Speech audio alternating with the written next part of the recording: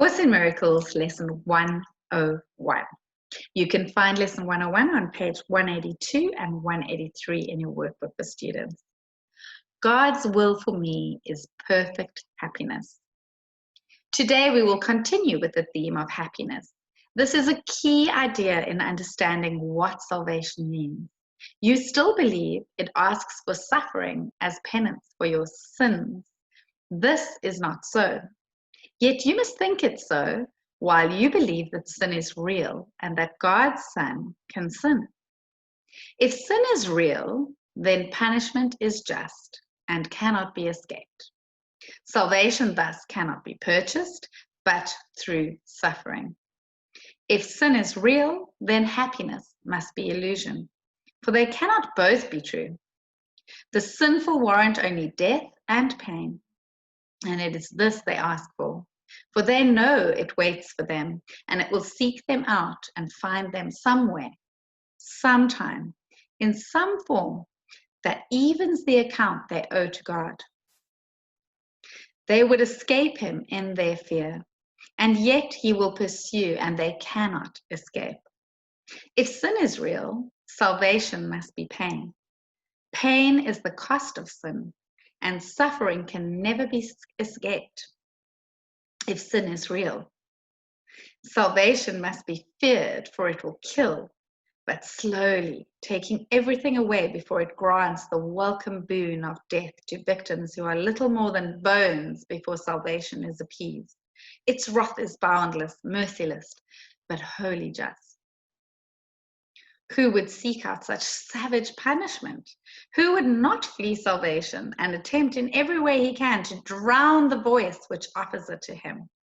Why would he try to listen and accept its offering? If sin is real, its offering is death, and meted out in cruel form to match the vicious wishes in which sin is born.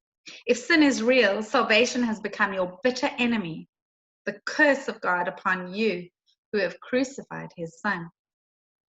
You need the practice periods today. The exercises teach sin is not real, and all that you believe must come from sin will never happen, for it has no cause. Accept atonement with an open mind, which cherishes no lingering belief that you have made a devil of God's Son. There is no sin. We practice this with this thought as often as we can today, because it is the basis for today's idea. God's will for you is perfect happiness because there is no sin and suffering is causeless. Joy is just and pain is but the sign you have misunderstood yourself. Fear not the will of God, but turn to it in confidence that it will set you free from all the consequences sin has wrought in feverish imagination. Say, God's will for me is perfect happiness. There is no sin. It has no consequence.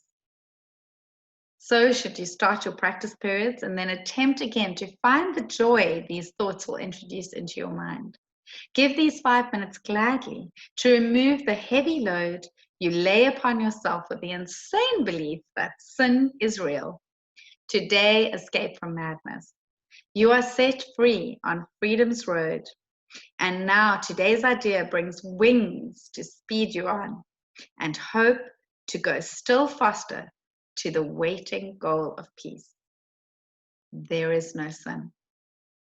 Remember this today and tell yourself as often as you can, God's will for me is perfect happiness. This is the truth because there is no sin. So the lesson for today, lesson 101, is God's will for me is perfect happiness.